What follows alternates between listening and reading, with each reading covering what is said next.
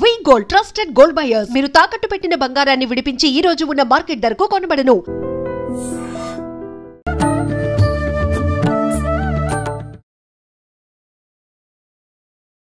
నమస్కారం, welcome to I dream. ధర్మ మార్గం విత్ విజిత కార్యక్రమానికి స్వాగతం. సాధారణంగా మనం మాట్లాడుకోవాల్సి వస్తే వాడుక భాషలో చాలా చాలా రకాల మాటలు పెద్దవాళ్ళ ద్వారా వింటూ ఉంటాము, మాట్లాడుకుంటూ ఉంటాము. అయితే కొన్ని పదాలు విన్నప్పుడు అనిపిస్తూ ఉంటుంది, ఇది ఏదో మాట సామెతకు చెప్పుంటారులే అని చెప్పి. కానీ మనస్సు గురించి మాట్లాడాల్సి వస్తే కనుక మనస్సు చెంచలం కోతి లాంటిది అని చెప్పి అంటూ ఉంటారు. నిజంగా మనసు ఎందుకు చెంచలము? మన మనసు ఆధీనంలో ఉండదు అంటూ ఉంటాము. మనసు ఆధీనంలో ఉంటే నిజంగా అన్నీ కూడా చాలా చక్కగా జరుగుతూ ఉంటాయి, ఒక ప్లానింగ్ ప్రకారం అనుకుంటూ ఉంటాం. కానీ ఆ మనస్సును ఏకాగ్రతగా ఉంచటము, ఒక త్రాటిపైకి తీసుకురావటమే పెద్ద సమస్యగా మారిపోయింది ప్రస్తుత రోజుల్లో.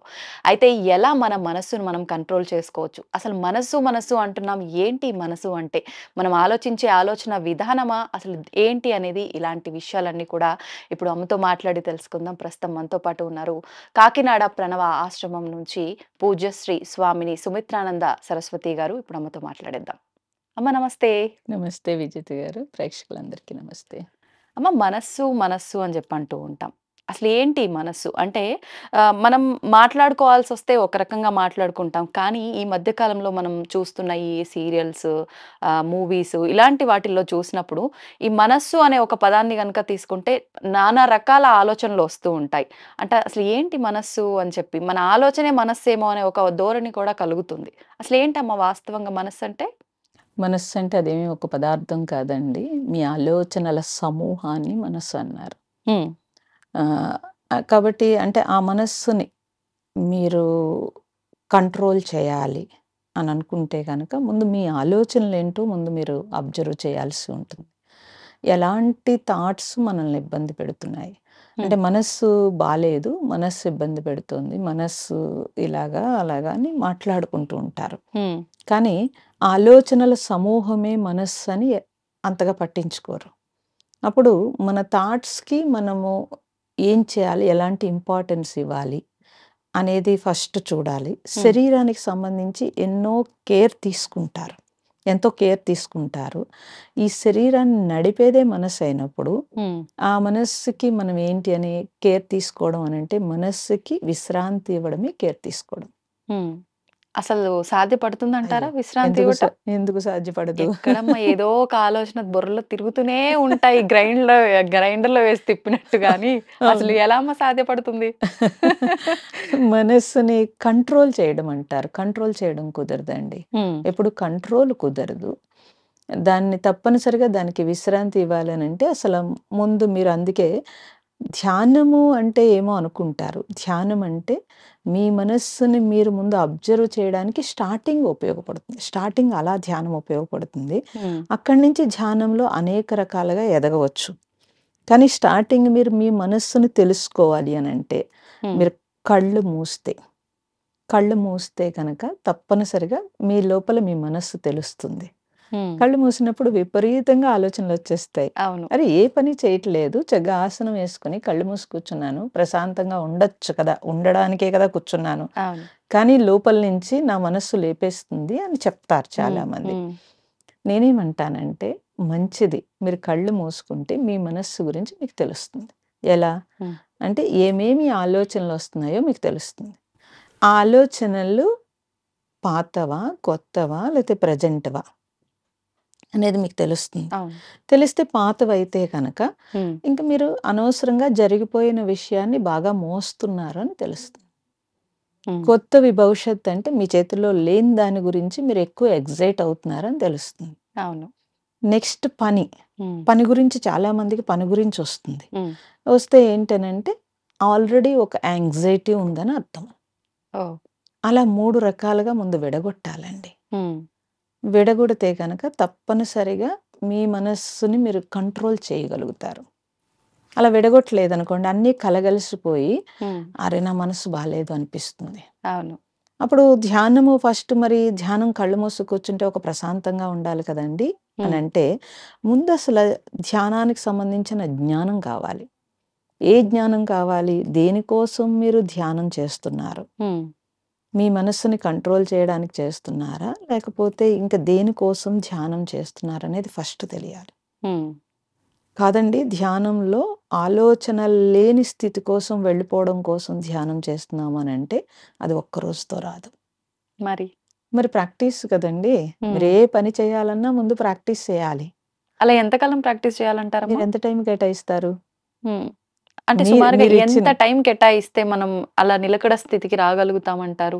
రోజు కనీసం 24 గంటల టైం ఉంటే ఒక హాఫ్ అన్ అవర్ అయినా మీరు కేటాయిస్తే చాలు. 30 మినిట్స్. 30 మినిట్స్ చాలు. అట్లీస్ట్ మార్నింగ్ ఒక 15, నైట్ ఒక 15 మినిట్స్ ఇస్తే మార్నింగ్ ఇచ్చిన 15 మినిట్స్ మీ మనస్సుని ఒక బలం తీసుకురావడానికి వస్తుంది. నైట్ కనుక ఇస్తే పగలంతా మీరు ఇచ్చిన స్ట్రెస్ రిలీజ్ అవ్వడానికి ఉపయోగపడుతుంది. ఫస్ట్ అసలు మీరు ఇప్పుడు ఒక హెల్త్ కాన్షియస్ వచ్చింది మీకు, లేకపోతే ఒక వెయిట్ పెరగకుండా ఉండాలనే ఒక కాన్షియస్ వచ్చింది. మీరేం చేస్తారు? రోజంతా దాని మీద ఆలోచిస్తారు కదండి. చేసి అందరినీ అదే మాట్లాడతారు, అదే చేస్తారు. అది అంటే మీరు ఎంత ఇచ్చారు టైము? రోజంతా ఇచ్చారు. ఇక్కడికి వచ్చేటప్పటికి మనం రోజంతా ఇవ్వట్లేదు. మీరు ఇది గుర్తుపెట్టుకోవాలి. 24 గంటల్లో ఒక హాఫ్ అన్ అవర్ లేకపోతే 1 అవర్ మీరు ఇస్తే కనుక 23 గంటలు మీరు మళ్ళీ మనసును వర్క్ చేయిస్తున్నారు. రిలాక్సేషన్కి ఒక హాఫ్ అన్ అవరే ఇస్తున్నారు. అందులో కూడా వర్కే చేస్తారు. ఎలాగా? మీ మనస్సును మీరు తెలుసుకోవడం కోసం మళ్ళీ మనస్సునే ఉపయోగించాల్సి ఉంటుంది. అదేం ఆలోచిస్తోంది ఏంటి అనేదంతా కూడా మీరు ఫోకస్ చేయాలి కదండి. అంటే అమ్మా, మనం పడుకున్న ఆ స్థితిలో ఉన్నప్పుడు మనం మనసుకి విశ్రాంతి ఇస్తలేమనుకోవచ్చా? మరి ఏమనుకోవచ్చు? మీరు కలలు కంటున్నారు, తర్వాత ఎవరైనా చప్పుడైతే టక్మని లెగుస్తున్నారు, ఎవరైనా లేపితే వెంటనే ఉలిక్కి పడుతున్నారు అంటే ఎలర్ట్గానే ఉంది మనసు. ఉంది. సుషుప్తిలో ఉన్నప్పుడు మనస్సు విశ్రాంతి ఉంటుంది. సుషుప్తి స్థితి వాళ్ళ యొక్క మానసిక పరిస్థితిని బట్టే ఉంటుందండి. సాధకులైతే కనుక ఆ సుషుప్తి స్థితి ఎక్కువగా ఉంటుంది కాబట్టి వాళ్ళు ఎప్పుడు ఎనర్జెటిక్గా ఉంటారు. సామాన్యులైతే కనుక పగలు వాళ్ళు చేసే ఏదైనా వర్క్, ఏ వర్క్ అయితే ఉందో ఆ వర్క్లో చాలా సంతృప్తికరమైన స్థితులు ఉంటే కనుక రాత్రి సుషుప్తి ఎక్కువగా ఉంటుంది. పగలంతా మీరు సంతృప్తి కలగకుండా చాలా చికాగ్గా ఉంటే ఆ రోజు మీకు ఆ సుషుప్తి ఏమీ అంత ఉండదండి. కొన్ని సెకండ్స్లో వెళ్ళిపోతుంది. కాబట్టి మీరు తృప్తిగా పడుకున్నారనుకోండి, ప్రొద్దుట చూస్తే గమనిస్తే కనుక ప్రొద్దుట మీరు లేవగానే హుషారుగా ఉన్నారు, ఎనర్జెటిక్గా ఉన్నారు. సింబల్ ఏంటంటే మీరు లేవగానే మిగతా పనులు గుర్తుకు రాకుండా ప్రకృతిలోకి వెళ్ళిపోవాలనిపించింది. అంటే రాత్రి మీరు బాగా సుషుప్తిలో ఉన్నట్టు లెక్క. ఇది సింబల్. మీరు చూసుకోవచ్చు అలాగా. సాధనలో డెప్త్కి వెళ్ళిన వాళ్ళకి బాగా తెలుస్తుంది సుషుప్తి అనేది. కాబట్టి మామూలు సామాన్యులకైతే కనుక మీరు ఏదైనా ఒక మంచి పని చేశారు, లేకపోతే మీకు సాటిస్ఫాక్షన్ కలిగింది బాగా. సాటిస్ఫాక్షన్ కూడా చాలా టెంపరరీ అండి. ఏదైనా మంచి పని చేసినప్పుడు మనకి లోపల నుంచి ఒక తృప్తి వస్తుంది. అలాంటి తృప్తి ఉన్నప్పుడు ఆ రోజు మీరు డీప్గా నిద్రపోతారు. ఇవి ఎవరు చెప్పరు మీకు. ఇవి సాధనలో డెప్త్ విషయాలు ఇవి. ఓకే, అలా చూసుకో. సామాన్యులకు అసలు అర్థం కాని విషయం ఈజీగా చూసుకోవచ్చు అంటున్నాను నేను. ఇలా చూసుకుంటే కనుక మనం ఎలా జీవిస్తున్నాం అనేది మనకు తెలిసిపోతుంది. మీరు అడగచ్చు, ఈ పరుగులు ఊరుకుల్లో ఇవన్నీ కుదురుతాయా అని చెప్పి. మరి మీ లైఫ్ అట్లీస్ట్ పగలు ఎంత పరుగు పెట్టినా రాత్రి మీరు చాలా హ్యాపీగా ఉండాలి, ఉదయం లేవగానే ఎనర్జెటిక్గా మీరు ఉండాలి అని అంటే ఇవి చూసుకోవాల్సి ఉంటుంది. ఇప్పుడు అమ్మ, అంటే మనం నిజంగా ఒక సమయం కేటాయిద్దాము అనుకున్నాం, మీరు అన్నట్టుగా 30 మినిట్స్ లేకపోతే ఎవరికి కుదిరినంత వాళ్ళు కేటాయించాలని అనుకున్నా చెప్తూ ఉంటారు కదా, మనం ఒక ధ్యానం చేసిన ఏకాగ్రతగా సైలెంట్గా అసలు ఏమీ ధ్యానం లేదు ఏం లేదు అలా ఖాళీగా కూర్చుందాము అనుకున్నా అసలు ఏకాగ్రత అనేది కుదరదు. రకరకాల ఆలోచనలు, ఏదో మన ముందు కదలాడుతున్న ఫీలింగ్ వస్తూనే ఉంటుంది. కళ్ళు మూసుకున్నా సరే, తెరుచుకొని ఉన్నా సరే మనం అంత ప్రశాంతంగా ఉండలేకపోతాం. అసలు ఫస్ట్ స్టార్టింగ్ బేసిక్గా మనం ఆ ప్రశాంతమైన స్థితికి తీసుకెళ్ళాలి అని అంటే పాటించాల్సినవి ఏంటంటే ఈ టైం నాది అని మీరు ఫిక్స్ అయిపోవాలి. డైలీ ఒకటే టైం, డైలీ ఒక టైమో లేకపోతే మీరు ఏ టైం ఇస్తారో మీకు కుదరలేదనుకోండి, ఒక 1 అవర్ ఈ టైం నాది, అది మీరు ఏ టైం ఇస్తారో చూసుకోండి. చూసుకుని ఈ టైము ఇంకా నేను ఎంతైనా నేను నా గురించే తీసుకుంటాను. ఇంకా వేరేగా నేను ఆలోచించను. ఓకే. అని మీరు తీసుకున్నప్పుడు మీకేది ఇష్టం? ఏది నచ్చుతుంది? మీకు గార్డెనింగ్ నచ్చుతుందా? లేతే బుక్ నచ్చుతుందా? లేతే మీరు పిల్లలతో గడపడం నచ్చుతుందా? లేతే మీ ఇంట్లో ఏదన్నా డెకరేట్ చేసుకోవడం నచ్చుతుందా? లేకపోతే మీకు ధ్యానం చేయడం నచ్చుతుందా? పూజ చేయడం నచ్చుతుందా? అది మీరే చూసుకోవాల్సి ఉంటుంది. ఎందుకంటే ఎవరెవరికి ఏమేమి ఉంటుంది అనేది వాళ్ళే తెలుస్తుంది. నేను ఒక సలహా చెప్పాననుకోండి, అది వాళ్ళకి నచ్చకపోతే అది బలవంతం అవుతుంది. మనస్సు మీద మళ్ళీ ఒత్తిడి అవుతుంది. అలా మనసుకు ఒత్తిడి ఇవ్వకూడదండి. మీరు అబ్జర్వ్ చేసుకోవాలి. ప్రపంచంలో ఎన్ని రకాల జ్ఞానాలు తీసుకుంటున్నారు, డిగ్రీలు సంపాదిస్తున్నారు, పిహెచ్డీలు చేస్తున్నారు. కానీ వాళ్ళ గురించి వాళ్ళు కేర్ తీసుకోవట్లేదు. ఎప్పుడు తీసుకుంటారు? 50 దాటిన తర్వాత అయ్యో అనుకున్నప్పుడు తీసుకుంటే అప్పటికే అన్ని ఆర్గాన్స్ పాడైపోతాయి. అప్పటికే మనసు వేగం అయిపోతుంది. అప్పుడు కంట్రోల్ లేని బ్రెయిన్ వచ్చేస్తుంది. నేను ఎందుకు ఇలా చేశాను, ఇంకొంచెం నేను చేయాల్సిందని విసుగొస్తుంది. దానివల్ల ఇంకొంచెం ఫ్రస్ట్రేషన్ వస్తుంది. అలా కాకుండా మీరేం చేస్తారు అనంటే, అట్లీస్ట్ 24 గంటలు భగవంతుడు ఇచ్చినప్పుడు ఇంత పని చేస్తున్నాం కదా, ఈ జన్మ 84 లక్షల జీవరాశుల నుంచి వచ్చిన పుణ్యఫలం కదా ఇది. ఈ పుణ్యఫలాన్ని ఒక 1 అవర్ మనం బ్యాక్ తీసుకోపోతే కనుక ఆ జీవితం వేస్ట్ అంటారు. వేస్టేనండి. అంటే మీరు ఎంత పెద్ద పొజిషన్‌లో జీవించారనేది కాదు. మీ పుణ్యం. అంటే ఇన్ని లక్షల జీవరాశుల నుంచి తెచ్చుకున్న పుణ్యాన్ని మీరే వేస్ట్ చేసేసుకున్నట్టు లెక్క. కాబట్టి ఎవరికి వాళ్ళు ఇప్పుడు డాక్టర్స్ కూడా చెప్తున్నారు అది. ఇప్పుడు మోడీ గారు యోగా పెట్టినా, ఏం పెట్టినా ప్రపంచం అంతా వరల్డ్ ఆర్గనైజేషన్‌లో కూడా ఎందుకు ఇది డిక్లేర్ చేశారు అనంటే, మనిషి ఇంకా బ్రెయిన్ చాలా దారుణంగా అయిపోతోంది కాబట్టి, దానివల్ల మనుగడకే నష్టం కాబట్టి కంపల్సరీ చేయాల్సొచ్చింది. మన పూర్వీకులు ఎవరికీ లేదు కదండీ. వాళ్ళు జీవించారు. వాళ్ళు ఎంత హ్యాపీగా జీవించారు. అంటే వాళ్ళన్నీ బ్యాలెన్స్‌డ్‌గా. మరి ఎలా బాధొచ్చినా, సంతోషం వచ్చినా, ఏదొచ్చినా ఎలా జీవించారు? వాళ్ళేం చదువుకోలేదు కదండీ. ఇంత అడ్వాన్స్ అవ్వలేదు. ఇన్ని ఫెసిలిటీస్ లేవు కదండీ. అయినా సరే వాళ్ళు జీవించారు. వాళ్ళు నెంబర్ 11 బస్ ఒకటే ఎక్కేవారు. అంటే ఏంటో చెప్పండి మీరు? నెంబర్ 11 బస్ అంటే ఏంటమ్మా? 2 కాళ్ళు. ఆయనకి తెలుసు. కాలినడక. ఓకే. 11 బస్ ఒకటే ఉపయోగించేవారు. కారే వాడలేదు. మంచి ఆరోగ్యంగా ఉన్నారు. వాళ్ళ బస్సు వాళ్ళ చేతుల్లో ఉంది. టికెట్ కొనక్కర్లేదు కదండి. అంతే. సో ఇప్పుడు మనం క్యాబ్‌కి ఎంత స్ట్రెస్ ఫీల్ అవుతాం. మీరు అది స్ట్రెస్ అని అనుకోవట్లేదు. అమ్మయ్య క్యాబ్ వచ్చింది, నేను ఎక్కాను అన్నప్పుడు రిలీఫ్ చూస్తే, అంతకుముందు మీరు ఎంత స్ట్రెస్ అనుభవించారు అనేది మీకే తెలిసిపోతుంది. అంటే ఒక్కసారి మనస్సుని ఇంత టాప్ లోకి లేపారు, దాన్ని ఆపడం చాలా కష్టం అండి.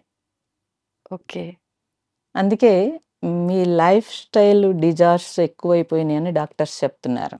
ఇప్పుడు మీరన్న ఈ లైఫ్ స్టైల్ కరెక్ట్‌గా ఉండాలి, ఇలాంటి భావోద్వేగాలకు గురి కాకుండా, మన మనస్సు చంచలం అవ్వకుండా అనంటే ఎలా ఉండాలంటారు డైలీ ఈ రొటీన్ అనేది? రొటీన్ మీ ఇష్టం అండి. రొటీన్ మీరు ఎవరెవరు లైఫ్‌లో ఏముందో ఎవరికీ తెలీదు కదా. వాళ్ళ కమిట్మెంట్స్, వాళ్ళ ఫ్యామిలీ ఇవన్నీ ఉంటాయి కదా. అది ఎవరు చెప్పలేము రొటీన్ ఎలా ఉండాలి అని చెప్పి. వాళ్ళే డిజైన్ చేసుకుంటారు అది. నేనేమంటానంటే ఆ రొటీన్‌లో మీ గురించి మీకు ఒక 1 అవర్ ఉంచుకోండి అంటున్నాను. అంతే, రొటీన్ నేను చెప్పట్లేదు. మిగతాదంతా యథావిధిగా అది ఎలా వాళ్ళ ఇష్టం. చేసుకుంటారో అలా మీరు ఎంత చేసుకోండి. స్పీడ్‌గా తిరుగుతారు, లేతే ఎంత స్లోగా తిరుగుతారు, అది మీ ఇష్టం, మీ చేతుల్లో ఉంది. అంటే మనం చెప్పలేం. అవును. వాళ్ళకుండే కమిట్మెంట్స్ ఉంటాయి, పిల్లలు ఉంటారు, లేకపోతే ఫ్యామిలీ ఇష్యూస్ ఉంటాయి. అవన్నీ ఎవరు చెప్పగలుగుతారండి. అట్లీస్ట్ మీ టైం మీ చేతుల్లో ఒక 1 అవర్ ఉంచుకోగలిగితే కనుక మీకు మనసుకి ఎలా అలవాటు అయిపోతుందంటే ఆ 1 అవర్ కోసం ఎదురు చూస్తుంది. ఎప్పుడైతే అలా అలవాటు అయిందంటే అది టక్మని దానికి కూడా తెలుస్తుంది మనసుకి. ఎలాగంటే ఈ రిలాక్సేషన్ అనేది ఒకటి ఉంటేనే నాకు బాగుంటుంది అనేది ఒక అలవాటు అయిపోతుంది. ఇప్పుడు మీరు రోజు పూజ చేస్తున్నారు అనుకోండి అమ్మ, ఆ రోజు చేయకపోతే బాగున్నట్టు అనిపించదు. ఎందువల్ల? ఏదో వెలితి. మీకు అలవాటు చేశారు మనసుకి. అప్పుడు అదే గుర్తు చేస్తుంది. నేను ఇప్పుడు పూజ చేయనా ఆపనా అంటే పర్వాలేదు, కొంచెం తగ్గించైనా సరే పూజ చెయ్యి అంటుంది. అవును. అప్పుడు మీరు వచ్చి పూజ దగ్గర కూర్చుంటారు. అంతే. గబగబా చేస్తారో, ఎలా చేస్తారో. అవును. మొత్తం మీద దాన్ని స్కిప్ చేయకుండా లోపల నుంచే చెప్పింది. అవును. అలా మనస్సుకి మీరు ప్రశాంతత అనేది అలవాటు చేస్తే హ్మ్. మీ లైఫ్ స్టైల్‌లో మీ స్పీడ్‌ని అదే తగ్గిస్తుంది. అంటే ఇప్పుడు మీరిందాక చెప్పినట్టుగా రాత్రి సమయంలో మనం ఒక అరగంట హ్మ్. ఎవరి పనులు వాళ్ళు డే అంతా చేసుకున్న తర్వాత ఇంటికొచ్చిన తర్వాత ఒక అరగంట కేటాయించమని చెప్పన్నారు. చాలా వరకు అంటే ఎర్లీ మార్నింగ్ అవర్స్‌లో కొంచెం బాగుంటుంది. ప్రశాంతంగా ఉంటాం కాబట్టి ఆ టైంలో చేసుకుంటే ఉత్తమం అంటారు. కేటాయించొచ్చు. నిజంగా ఈ 2 సమయాల్లో మనకు కరెక్ట్ సమయం మనం బ్యాలెన్స్ చేయగలిగేది అంటే ఏది తీసుకోవచ్చమ్మా? అంటే మీరు రాత్రి పడుకునేటప్పుడు ఏమవుతుందంటే పగలంతా మీరు చేసినదంతా కూడా ఆ స్ట్రెస్ రిలీజ్ అయ్యి ప్రశాంతంగా పడుకుంటే కనుక హ్మ్. మీరు ఎర్లీగా లేవడానికి అవకాశం ఉంటుంది. ఓకే. లేదనుకోండి మీరు స్క్రీన్ చూసి పడుకుంటారు. హ్మ్. మనస్సు ఇంకొంచెం వేగం అవుతుంది. హ్మ్. అవ్వకుండా ఏమీ ఉండదు. అవును. అందుకని డాక్టర్స్ కూడా చెప్తున్నారు. హ్మ్. మీరు పడుకునే 1 అవర్, 2 అవర్స్ ముందు స్క్రీన్ ఆపేసేయండి అసల. ఆపేసేయాలి. అంటే అసలు మీరు నిద్ర రాదండి. మరి అలా చూసి కొంచెం రిలాక్స్ అయ్యి పడుకుంటాము అని అంటున్నారు. అవును. రిలాక్స్ అయ్యేది మీరు అనుకుంటున్నారు కానీ హ్మ్. మనస్సు అయితే వేగమే అవుతుందండి. ఓకే. స్క్రీన్ చూడటం కాదు. ఒక సంగీతం వింటూ పాడుకోవచ్చు. హ్మ్. ఇలా చూస్తూ అనేక రకాలైనవి అంతా అంటే మీరు స్క్రీన్ చూడటం అంటే 3 మినిట్స్, 4 మినిట్స్‌లో గబగబా కదిపేస్తూ ఉంటారు. ఇంకా సెకండ్స్‌లో కూడా అవును. కదిపేస్తారు. అవును. అంటే మనసు ఇలా ఫ్లక్చుయేట్ అంటే హార్ట్ బీట్ ఎలా వెళ్తుందో అలా వెళ్ళాల్సి ఉంటుంది. హ్మ్. అదే మీరు ఒక మంచి సంగీతం, మంచి మ్యూజిక్ ఏదో మీకు నచ్చింది పెట్టుకొని కనుక అది వింటూ పడుకుంటే కనుక ఇంకా మోర్ రిలాక్స్ అవుతారు. ఓకే. అలా మీరు ఏదైనా ట్రై బ్యాలెన్స్ చేయొచ్చు. చేసుకోవచ్చు, ట్రై చేయొచ్చు. హ్మ్. ఉదయం లేవగానే మీరు వెంటనే పనిలోకి దూకేయకుండా ముందు అవే గుర్తుకొచ్చే మనం లెగుస్తాం. అవును. కానీ ఫస్ట్ మనం కంట్రోల్ చేయాల్సి ఉంటుంది. హ్మ్. సో, కాదు నేను చేసుకోగలుగుతాను. ఈ హ్మ్. అరగంట అంత గబగబా అయిపోయేదేమీ లేదు అని మీరు ఆపి మీరేమన్నా మెడిటేషనో, పూజో అవును. మీ ఇష్టం జపమో మీరేం చేసుకుంటారో. హ్మ్. ఏ అలవాటు ఉంటుందో, ఏ హ్యాబిట్ ఉంటుందో అది చేసుకోవచ్చు. లేదా మెడిటేషన్ ఏమవుతుందంటే అంటే ఎక్కువ ప్రశాంతతనిస్తుంది. హ్మ్. హ్మ్. జపం గూడా మనస్సుని శుద్ధి చేస్తుంది. హ్మ్. సో, మీరు అలా ఏదన్నా మీరు ఏర్పాటు చేసుకుంటే కనుక లేదా మీరు పూజ ఇష్టం అనుకోండి. భగవంతుడిని ఆ రూపం చూస్తే కొంతమందికి చాలా రిలాక్స్ అయిపోతారు. అవును. అలా కూడా మీరు చేసుకుని ఏర్పాటు చేసుకోవాల్సిందే. హ్మ్. డైలీ లైఫ్‌లో మీరు డిజైన్ చేసుకోవాలండి. చేసుకోకపోతే కుదరవు ఇవన్నీ ఆ! కూడా. ఎప్పుడో ఇప్పుడు మనం హాస్పిటల్ పాలైన తర్వాత మనకి అవును. అవేర్‌నెస్ వస్తే అది కరెక్ట్ ఉపయోగం కాదు. లేదు. అవును. ఉపయోగం లేదు. ఇప్పుడు మీరన్నట్టుగా మనసు యొక్క లక్షణము అనంటే ఈ ఆలోచనల తాకిడి ఒక్కటే అనుకోవచ్చా? హ్మ్. ఇంకా మనసు యొక్క లక్షణాలేమైనా ఉన్నాయా? అంటే ముందర మనం అసలు సమస్య ఏంటి? దాని స్వరూపాలు ఏంటి? హ్మ్. అసలు ఏం జరుగుతుంది అనేది ఒక అవగాహన తెచ్చుకుంటేనే హ్మ్. దాన్ని మనం కంట్రోల్‌లోకి తెచ్చుకోగలుగుతాం.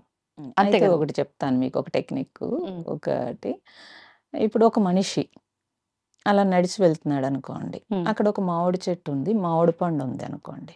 చూసాడు కంటితోటి. ఆ! చూసినప్పుడు చూసిన కళ్ళు కొయ్యగలవా అండి? కోయలేం. కొయ్యలేవు.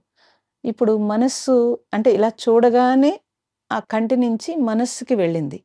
మామిడి పండు లోపల తినాలనేది ఎవరు చెప్పారు? హ్మ్. మనస్సుకి ఆల్రెడీ మీరు ఆ టేస్ట్ ఇచ్చారు. అవును. అదేం చేస్తుంది? వెంటనే కాళ్ళకి పని చెప్తుంది. హ్మ్. కాళ్ళు వెళ్ళి అక్కడికి వెళ్తే కాళ్ళు కొయ్యగలవా? కోయలేవు. కొయ్యలేవు. తీసుకెళ్ళగలవంతే. కాళ్ళు తీసుకెళ్ళినియి. హ్మ్. అప్పుడు చేతులకి పని చెప్పాల్సుంది. అవును.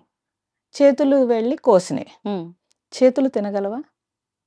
తినలేవు. తిన్ అంటే మనకు సహాయం చేసేది అవే. సహాయమే ఆ! చేస్తాయి. ఇప్పుడు ఆ! కాళ్ళు కూడా సహాయం చేసినవి. అవును. తినలేవు. అవును. చేతులు ఏం జేయాలి మళ్ళీ? నోటి నోటికి పని దగ్గరికి. చెప్పాలి.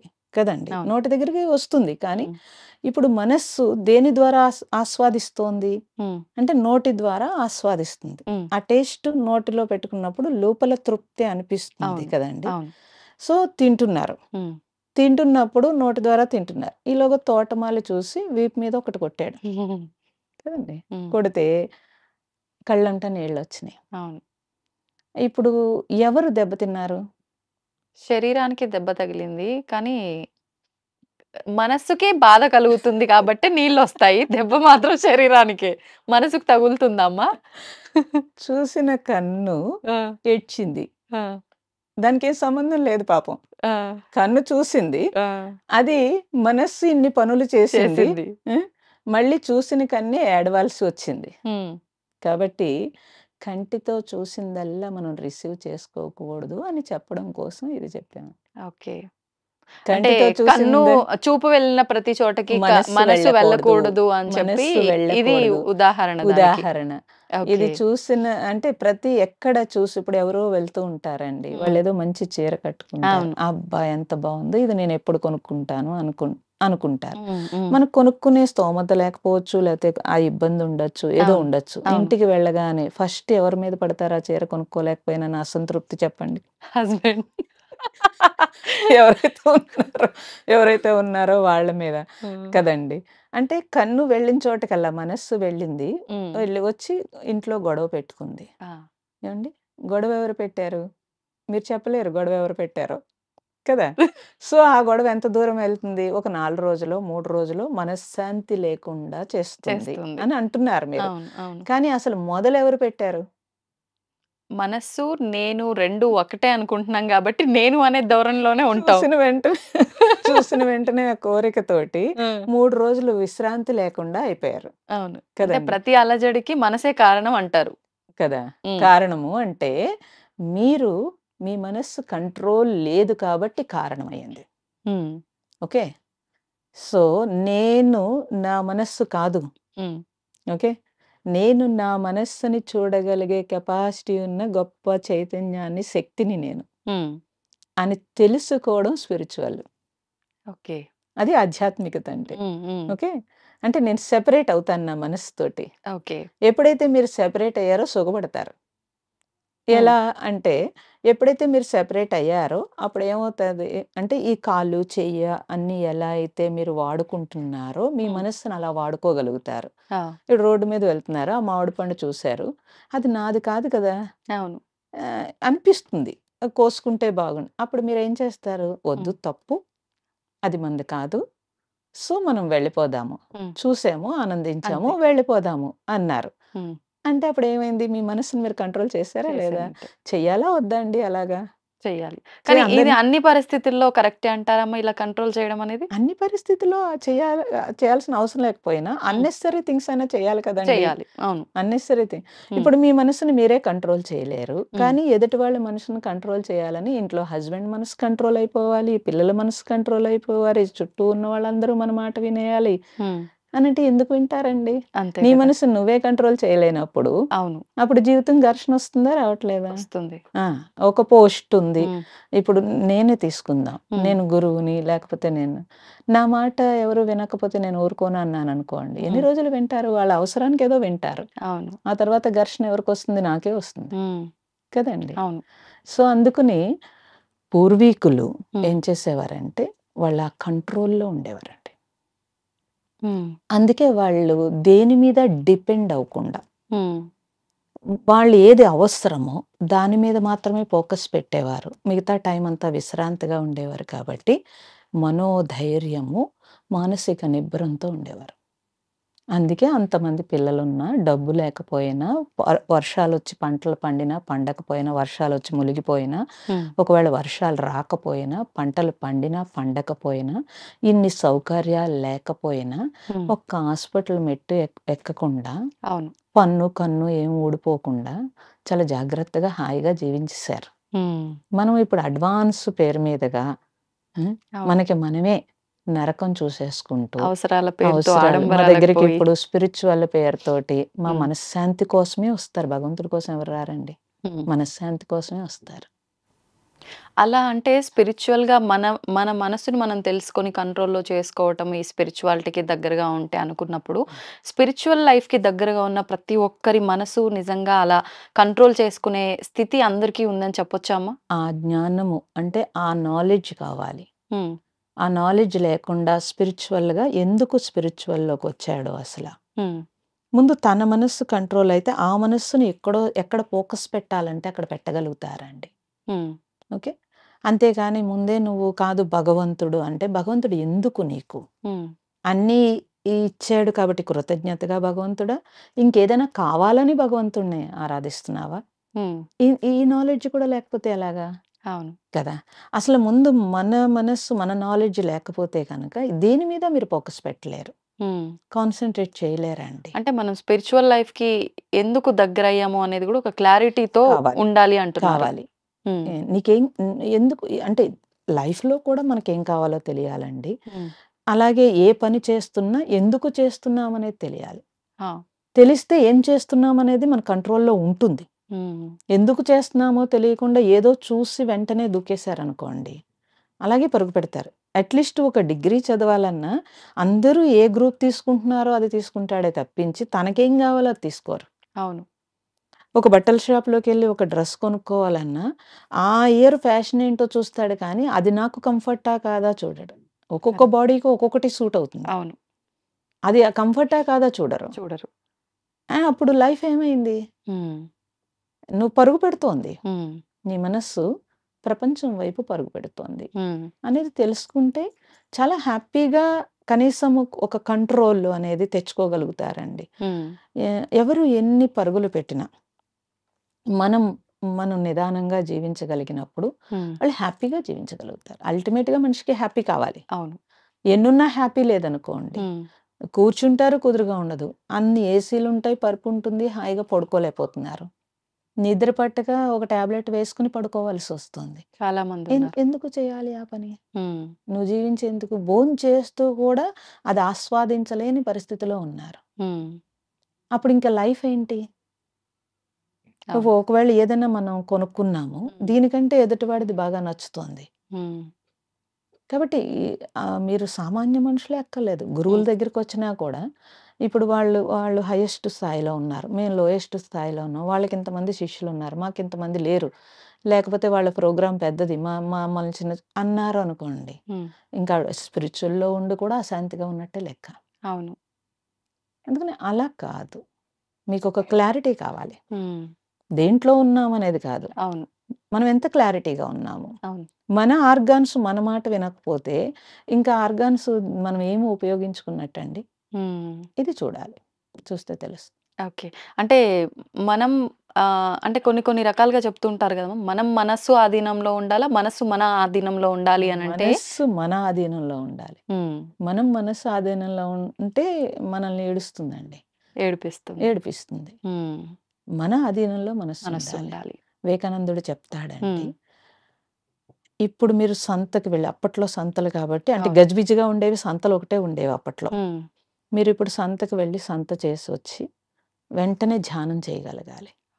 ధ్యానం చేసిన వెంటనే అమ్మో నేను ఇంకే పని చేయలేను అనకూడదు. మళ్ళీ సంతకు వెళ్ళి మీరు ఏవో తెచ్చుకునేలా ఉండాలి, మళ్ళీ ధ్యానం చేసేలా ఉండాలి. అంటే మీ కంట్రోల్డ్ మైండ్ అది అంతా కూడా. ఓకే. అది కరెక్ట్గా మీరు మీ మనస్సుని మీ అధీనంలో ఉన్నట్టు లెక్క అని చెప్తాడు ఆయన. చాలా మంది ధ్యానం చేస్తే బయటకు వస్తే చాలా చికాకు వస్తుంది అంటారు, లేకపోతే బాగోలేదంటారు, లేకపోతే ఇంట్లో వాళ్ళందరూ మమ్మల్ని డిస్టర్బ్ చేస్తున్నారంటారు. నువ్వు ధ్యానం చేస్తే వాళ్ళని ఎందుకు కుదురుగా ఉండమనాలి, మనం కదా కుదురుగా ఉండాలి. అంతే. అప్పుడు ఇంకా ధ్యానం చేసి మాత్రం ఉపయోగం లేదు, పక్కన వాళ్ళ దగ్గర అడిగినప్పుడు. అందుకని ఇంట్లో మాకు కుదరట్లేదండి, ఆశ్రమాల్లో వచ్చి కూర్చుంటాం అంటారు. అక్కడ ముందు నీకు మనసు కుదిరితే కదా. అవును. మిగతా వాళ్ళందరూ డీప్గా చేసేస్తున్నారు, నేను చేయలేకపోతున్నాను అనిపిస్తుంది, ఎప్పటికి నాకు వస్తుందా అనిపిస్తుంది. ఇంకెప్పటికీ వర్కౌట్ అవ్వదండి ఇది. అందుకని మనము డైలీ మీ జీవితంలో మిగతా అన్నింటికి ఎలా టైం కేటాయిస్తున్నారో మీ మనసు కోసం మీకోసం మీరు టైం కేటాయించాల్సి ఉంటుంది. అది ఫస్ట్ చేయాల్సిన పని. అంటే ఎంతసేపు ఉన్నా మన లైఫ్ అంతా కూడా ఈ మనస్సు మనస్సు మనస్సు దాని ఆలోచనలు దీనిపైనే ముడిపడి ఉందనేది అర్థమైపోతుంది. అంటే దాన్ని గనక మనం కంట్రోల్లోకి తెచ్చుకోగలిగితే లైఫ్ అంతా బాగుంటుంది అని చెప్పి. మరి ఇదంతా వాస్తవం అనిపిస్తుంది విన్నప్పుడు, కానీ కర్మ ఒకటి ఉంది అంటుంటారు కదమ్మా, మరి ఆ కర్మ ప్రకారమే మన లైఫ్ ముందుకెళ్తుందని కూడా అంటారు. మరి మనస్సుకి కర్మకి దీన్ని మనం ఈ సిద్ధాంతాన్ని ఎలా తీసుకోవాలి? అంటే ప్రతి పని ఇప్పుడు మనం ఒక కోటీశ్వరుల ఇంట్లో పుట్టాము అంటే అది మనం ఏదో మంచి కర్మ చేసుంటాం గత జన్మలో, అందుకే మంచి అవసరాలు అన్ని రకాలుగా సౌకర్యాలు ఉన్న కుటుంబంలో పుట్టామనుకుంటాము. లేదు బీద కుటుంబంలో పుట్టి నానా రకాల ఇబ్బందులు పడుతున్నామంటే నీ కర్మ నువ్వు చేసుకొని ఉంటావు, అప్పుడు ఇప్పుడు అనుభవిస్తున్నావు అంటారు. మరి మనస్సు దీనిపైన ఎలా ప్రభావితం చూపిస్తుంది? ఇదంతా బేస్ చేసుకుంటే కర్మే నడిపిస్తుంది అనిపిస్తుంది కదా. అంటే మీ దృష్టిలో ఇప్పుడు కోటీశ్వర్లు ఇంట్లో ఉంటే వాళ్ళు బాగా పుణ్యం చేసుకున్నట్టు లెక్క. అంటే అప్పటికి వాళ్ళు అంత మంచి లైఫ్ లీడ్ చేస్తున్నాము అని మీరు అనుకుంటున్నారు. ఇప్పుడు కోటీశ్వర్లు ఇంట్లో ఉన్న వాళ్ళందరూ మనశ్శాంతిగా ఉన్నారండి? లేదు. ఇప్పుడు వాళ్ళకి అనారోగ్యం వచ్చింది. లేకపోతే ఏదో ఇప్పుడు బోలెడు డబ్బుంది. ఏ కొడుకో, కూతురో యాక్సిడెంట్‌లో చనిపోయారు. ఇప్పుడు ఈ డబ్బంతా ఏం చేసుకోవాలండి? మరి వాళ్ళకి కర్మ సిద్ధాంతంలో వాళ్ళకి బాధ లేదంటారా? ఏమీ లేదు. పూరుగుడిసెలో ఉన్నాడు. ఆ పూట సంపాదించి బ్యాంక్ బ్యాలెన్స్ ఏమీ లేదు. కానీ వాడికొక కాన్ఫిడెన్స్ ఉంటుంది. రేపొద్దుట మళ్ళీ పనిలోకి వెళ్ళగలనని. అవును. శుభ్రంగా తెచ్చుకుని పోనీ రేపటికి దాసుకోవచ్చు కదా అంటే దాసుకోడు. బజార్‌లో కావాల్సినయన్నీ తెచ్చుకుని వేడి వేడిగా వండుకొని హాయిగా తిని రోడ్డు పక్కనే చక్కగా చాపేసుకొని నిద్రపోగలడు. ఆ! ఎవరు కోటీశ్వరుడంటారు ఇప్పుడు మీరు? ప్రశాంతంగా పడుకున్నవాడే గదా! ఇప్పుడు మరి అదృష్టం అంటే ఎవరిదంటారు? వాడిదే. అందుకని మీరు నిర్ణయించలేరండి. హ్మ్. ఎవరు పుణ్యాత్ముడు, ఎవడు గొప్పవాడు అనేది మీరు నిర్ణయించలేరు. హ్మ్. కాబట్టి ఒక రాజైనా సరే, హ్మ్. ఇంకో చక్రవర్తి అవ్వాలనే తలంపుతో ఉన్నప్పుడు, ఆ రాజరికాన్ని వాడు అనుభవించట్లేదు. అవును. ఓకే. యుద్ధంలోనే ఉంటాడెప్పుడు. హ్మ్. అంటే ఇప్పుడు యుద్ధం అనేది అక్కడ ఎదురుగుండా వచ్చిందా? ముందు మనసులో వస్తుందంటారా? మనసులోనే వస్తుంది ముందు ముందు యుద్ధం. మనసులోనే వస్తుంది. ఇప్పుడు ఎవరి మీదైనా దెబ్బలాడాలంటే ముందు మనం ప్రిపేర్ అవుతాం. ప్రిపేర్ అవుతాం. ఎలా తిట్టాలి? వాళ్ళెలా అవును. అంటారు? ఆ మనం థాట్ ఎలాగా వస్తేనే మనం స్టెప్పేస్తాం. అంటే ఇప్పుడు యుద్ధం అనేది ముందు ఎక్కడొచ్చింది? మన లోపలే. ఇప్పుడు కర్మ సిద్ధాంతంలో హ్మ్. యుద్ధం అనేది వాడి కర్మ అండి? వాడిది స్థితా? అంటే ఎలా చెప్పొచ్చమ్మా దాన్ని? ఒక రకంగా మనం ఇవన్నీ నమ్మినప్పుడు అది కర్మే అనిపిస్తుంది. ఇలా లాజిక్‌గా మాట్లాడినప్పుడు ఇక్కడే జరుగుతుంది అన్న భావన కలుగుతుంది. ఫస్ట్ ఆఫ్ ఆల్ ఈ ప్రపంచంలో మీరిచ్చిన గొప్పతనం హ్మ్. దేనికిచ్చారో దాన్ని బట్టి మీ కర్మ ఉంటుందండి. హ్మ్. ఓకే. వాడు ఎంత పూరు గుడిసెలో పుట్టినా, వాడికి జ్ఞానం ఉంటే కనుక, హ్మ్. జ్ఞానం ఉంటే హ్మ్. ఆ కర్మని చాలా ఈజీగా దాటేస్తాడండి. ఆ! ఎంత జమీందారు ఇంట్లో పుట్టనివ్వండి. హ్మ్. వాడికి జ్ఞానం లేకుండా అజ్ఞానంలోనే ఉన్నాడనుకోండి, కర్మలోనే ఇరుక్కుపోతాడు. హ్మ్. అందుకని భగవద్గీతలో శ్రీకృష్ణుడు ఏం చెప్తాడంటే, హ్మ్. కర్మ యోగివి కమ్మంటాడు. అంటే అమ్మా? అంటే కర్మ చేస్తున్నప్పుడు, హ్మ్. ఈ కర్మ నేనెందుకు చేస్తున్నానో తెలియాలి. అలాగే ప్రారబ్ధం అనుభవించేటప్పుడు కొత్త ప్రారబ్ధం లేకుండా ఉండాలండి. అంటే అంటే మరొక కర్మ ప్రారబ్ధంతో చేయకుండానా? ప్రారబ్ధంతో ఇప్పుడు నా కర్మ కాలిపోయింది నీ వల్లే అని తిట్టుకుంటా ఉన్నాడనుకోండి. ఆల్రెడీ మూట కొట్టుకొనొచ్చాడు. హ్మ్. ఎదుటి వాళ్ళేం జేస్తారండి? హ్మ్. అందుకని ఆ కర్మను అనుభవించేటప్పుడు జ్ఞానంతో మనం తెలుసుకుంటే కనుక, హ్మ్. ఆ కర్మని ఇంకో కర్మ కొత్త కర్మ పుట్టకుండా చేయగలుగుతామండి. ఓకే. ఇప్పుడు మీరు ఆఫీస్‌లో కొలీగ్స్ ఉన్నారు. హ్మ్. ఎవరో బాగా బాగుపడిపోతున్నారు. నేను హ్మ్. అసూయ పడ్డాననుకోండి. అప్పుడు ఇంకో కర్మ అవుతుందా లేదా? అవుతుంది. ఇప్పుడు కర్మ ఎక్కడ పుట్టిందండి? ప్రారబ్ధం నుంచొచ్చిందా? లోపల పుట్టిందా? లోపలే. అందుకని ప్రారబ్ధం అనేది ఒకటుంది. మీ హ్మ్. పుట్టుక ఆ ప్రారబ్ధాన్ని నిర్ణయించేసింది. అయిపోయింది అక్కడితోటి. హ్మ్.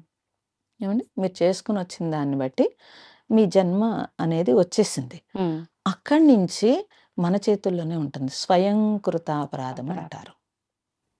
ఓకే. ఎందువల్ల అనంటే వ్యామోహము, కోరికలు, అసంతృప్తి బోలెడుంటాయి అవును. దాని నిండా బోలెడుంటాయండి. హ్మ్. దానివల్ల అన్నీ కలిపేసుకొని ఇది నా కర్మ అంటాడు. హ్మ్. అన్నీ కలిపేసుకుని నీ కర్మ కాదు. ఆ! అందుకే స్పిరిచ్యువల్‌లో ఏమవుతుందంటే మీరు భగవద్గీతలో మీరు 60 ఏళ్ళొచ్చాక, 50 ఏళ్ళొచ్చాక చదవకూడదు. హ్మ్. మీరు చిన్నప్పటి నుంచి స్టార్ట్ చేస్తే కనుక అవును. ఎలా జీవించాలో తెలుస్తుంది. హ్మ్. ఎందుకు జీవించాలో తెలుస్తుంది. ఎప్పుడెప్పుడు ఎలా ఆలోచించాలో తెలుస్తుంది. అప్పుడు కర్మ పెరగకుండా ఉంటుంది. హ్మ్.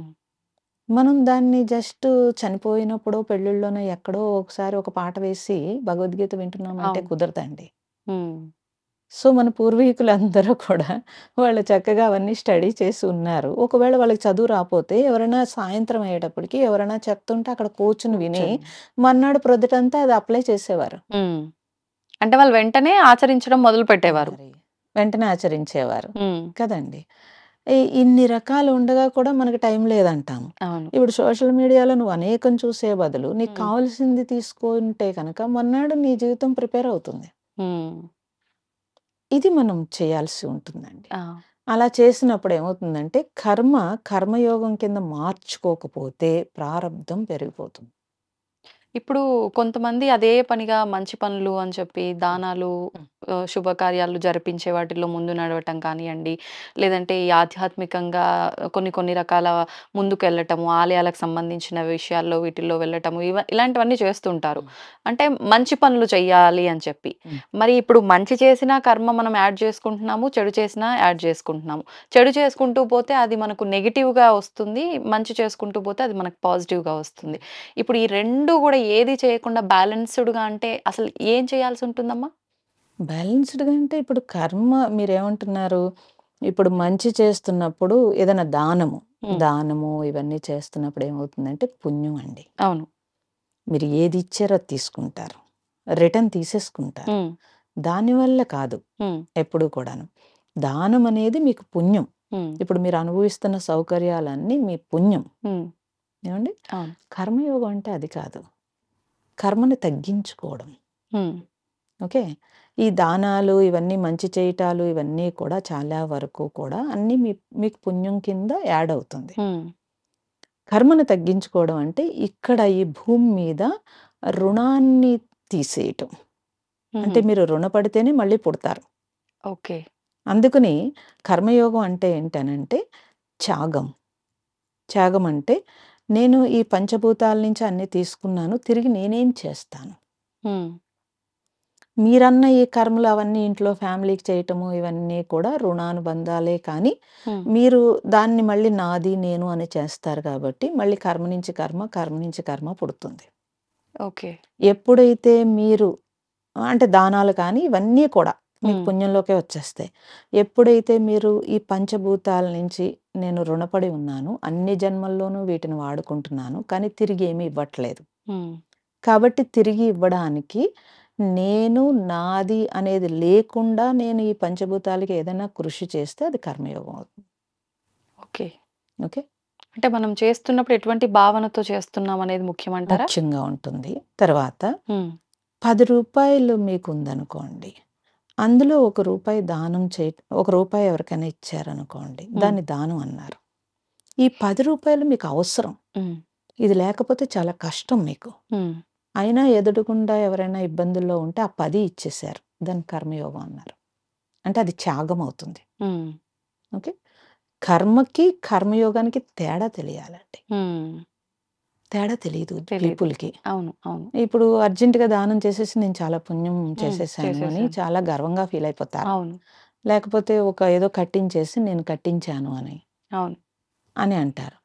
దాని నుంచి చేసేటప్పుడు చేసేటప్పుడు అనేక మందిని అహంకారంతో తిట్టడమో, లేతే అనేక మందిని ఇబ్బంది పెట్టడమో, మళ్ళీ ఇంకో కర్మ యాడ్ అవుతుంది. ఈ పుణ్యం పుణ్యంలాగే ఉంటుంది. హ్మ్. అంటే మీరు బ్యాంక్‌లో ఒక బ్యాలెన్స్ పెట్టుకున్నారు. ఓ అవును. 10,00,000 దాచుకున్నారు. అవును. సో, మళ్ళీ మీరు ఒక 2,00,000 అప్పు చేశారనుకుందాం. హ్మ్. బ్యాంక్ వాడు ఈ 10,00,000 నుంచి ఆ 2,00,000 తీసుకో అంటే తీసుకోడు. హ్మ్. మీరే డ్రా చేసి మళ్ళీ 2,00,000 అప్పు మీరు తీర్చేయాల్సుంటుంది. ఆహా! నాది 10,00,000 ఉంది కదా! ఇక్కడ నువ్వు వడ్డీ వేయక అనడానికి లేదు. హ్మ్. దీన్నే మీరు చేయాలి. దాన్నే చేసుకోవాలి. హ్మ్. ఇది కూడా సేమ్ అంతేనండి. ఓకే. కాబట్టి కర్మకి, కర్మయోగానికి కూడా తేడా తెలియాలి. హ్మ్. ఇప్పుడు మళ్ళీ మనం మనస్సు దగ్గరకొస్తే అమ్మా, ఆహ్, ఇప్పుడు సాధారణంగా వింటున్నాం కొన్ని కొన్ని ఇప్పుడు ఆధ్యాత్మిక గురువుల మాటలు విన్న తర్వాత, మనం మనిషిగా అసలెందుకు జన్మ తీసుకున్నాము? అసలు ఏంటి చేయాల్సింది? మోక్షం పొందాలి అంటే ఏం చేయాలి? ఈ మోక్షము, ముక్తి అనే మాటలు ఎక్కువగా వింటున్నాం. మరి మనం మనస్సును శాంతి పరుచుకుంటే గనక అన్ని రకాలుగా మనకు మంచి జరుగుతుంది అన్నప్పుడు, మనం నిజంగా మోక్షాన్ని, ముక్తిని పొందే అవకాశం ఉంటుందా? ఈ నియంత్రణ వల్ల? మోక్షం అంటే పీపుల్ దృష్టిలో ఏంటంటే అండి, చనిపోయిన తర్వాత భగవంతుడి దగ్గరికి డైరెక్ట్‌గా వెళ్ళిపోవడమే మోక్షం అనుకుంటారు. హ్మ్. కానీ భగవాన్ రమణ మహర్షి, శంకరుడు అందరూ ఏం చెప్పారంటే, మోక్షం అంటే ఇప్పుడు, ఇక్కడ అన్నారు. ఇక్కడే. ఇక్కడే. ఏ రకంగా అమ్మా? ఇప్పుడు ఇక్కడ మీరు లోపల ఎటువంటి ఆలోచన లేకుండా అన్నింటి నుంచి విడుదల హ్మ్. మీరు అవ్వగలిగితే కనుక హ్మ్. దాన్నే మోక్షం అన్నారు. కానీ అది సాధ్యపడుతుందా? అవుతుంది. ఎందుకవ్వదు? ఆ! ఎలా? మరి అదే అడిగారు అందరూను. ఆ! ఎలా సాధ్యమవుతుంది అనంటే, ఇప్పుడు ఇక్కడ మీరు ఇప్పుడు ఈ క్షణం బంధము లేకుండా ఉండండి. హ్మ్. అదే మోక్షం అన్నారు. కానీ దానికి ప్రయత్నం చేయాలి కదండీ! హ్మ్. అవును. అట్‌లీస్ట్ మీరు ఏదైనా సొసైటీలో ఒక అచీవ్ అవ్వాలంటే మీరు కొన్నాళ్ళు ఒక 10 సంవత్సరాలో, 5 సంవత్సరాలో అయ్యి ఒక పోస్ట్ హైయెస్ట్ పోస్ట్‌కి వెళ్ళగలుగుతున్నారు. అంటే ఈ 10 సంవత్సరాలు మీరు ఒకే దాని మీద కాన్సంట్రేషన్ పెడుతున్నారు. ఆ! అలాగే మీరు మోక్షం కావాలి అనుకుంటే నేనేం చేయాలి హ్మ్. అన్న దాని మీద మీరు కాన్సంట్రేషన్ పెట్టాల్సి ఉంటుంది. హ్మ్. మోక్షం అంటే ఇక్కడే విడుదలండి. అంటే బంధ విమోచనం అనంటే కనుక నా భావము, భావజాలము అన్నింటి నుంచి విడుదల. హ్మ్. అవన్నీ లేవకుండా నేను ఉండాలంటే నేనేం చేయాలి? అంటే చాలామంది ఏమనుకుంటారు, అన్నీ వదిలేసి సన్యాసిలా జీవించాలా అవును. అనుకుంటారు. సన్యాసులు అన్నీ వదిలేయలేదు కదండీ! హ్మ్. వాళ్ళు కూడా అన్ని పనులు చేస్తున్నారు. కానీ ఎలా చేస్తున్నారు? అంటకుండా చేయగలగాలి. ఇందాక మీరన్నట్టుగా ఒక అంటే భావనతో నేను నాది అనే అనే స్వార్థం లేకుండా. భావన లేకుండా ఇట్స్ మై డ్యూటీ. హ్మ్. ఇది నా కర్తవ్యము. హ్మ్. అంటే కర్తవ్యం అంటే ఇల్లు పిల్లలు కర్తవ్యం కదా అనంటే, నేను నాదితో బంధంతో కర్తవ్యం అంటున్నాం మనం. హ్మ్. దానికి ఎంతైనా చేస్తున్నాం. చేస్తున్నాం. కానీ నా నుంచి ఈ భావజాలం ఎమోషనల్స్ లేకపోతే ఎఫెక్షన్స్ లేకపోతే బాధలు లేకపోతే కోపాలు, అసూయలు ఇవన్నీ విడుదలైపోతే అక్కడే మోక్షం అండి. హ్మ్. కానీ ఇది డెప్త్ అస్సలు సాధ్యపడదేమో అని అని అనిపిస్తుంది. అనిపిస్తుంది. చాలా ఈజీ. హ్మ్. అసలు మీరు దృష్టి పెడితే. హ్మ్. మీరు పెట్టక కదా! మీరు పెట్టక ఇప్పుడు నిజంగా మీరన్నట్టు ఒకవేళ అలా పెట్టగలిగితే అంటే ఆ బంధాలు, బంధుత్వాలతో మనం సవ్యంగా ఉండగలమంటారా? తప్పకుండా ఉండగలుగుతారు. ఎలా అమ్మా? ఇప్పుడు రామకృష్ణుడు ఒక కథ చెప్తారండి. ఒకతను హ్మ్, వస్తాడు ఒక గురువుగారి దగ్గరికి. నేను సన్యాసం తీసుకుంటాను. హ్మ్. నాకు తొందరగా అన్నీ కావాలనిపిస్తున్నాయి అనొస్తాడు. హ్మ్. వస్తే ఆయన చూసి ఆ గురువుగారు అంటారు, "నువ్వు 10 రోజుల్లో చనిపోతావు. హ్మ్. ఇంక నీకెందుకు సన్యాసం" అని అడుగుతారు. హ్మ్. అంటే అతనంటాడు, "అయ్యో! 10 రోజుల్లో చనిపోతానా?" హ్మ్. అంటే "అవును 10 రోజుల్లో చనిపోతావు. వెళ్ళి హ్మ్. నువ్వేమి సెటిల్ చేయాలనుకుంటున్నావు అన్నీ చూసేసుకుని రా. అప్పుడు నీకు సన్యాసం ఇస్తాను" అని అంటాడు. హ్మ్. అంటే వెళ్ళి ఏం చేస్తాడు? మొత్తం మరి 10 రోజుల్లో చనిపోతాడు కాబట్టి అన్నీ మరి ఇంక సన్యాసం తీసుకోవడానికి కోరిక ఉంది అతనికి ఆ! సన్యాసం తీసుకోవాలని. సన్యాసం తీసుకోవడానికి టైం లేదు. హ్మ్. ఈ జన్మలోనే సన్యాసం తీసుకుంటే కనీసం వచ్చే జన్మలో మంచిగాన్నా పుడతాననుకుంటాడు. అనుకుని ఏం చేస్తాడంటే 5 రోజుల్లోనే అన్నీ సెటిల్ చేసేసుకుంటాడండి. హుహు. చేసేసుకొని మొత్తం 5 రోజులు అసలు ఎలా అండి 10 రోజుల్లో నేనెలా చేస్తానని గురువుగారి మీద కాళ్ళ మీద పడతాడు. హ్మ్. అంటే లేదు నువ్వు ఆ ఫ్యామిలీ అంతా ఇబ్బంది పడుతుంది. నువ్వు వెళ్లి సెటిల్ చేసుకోమంటారు.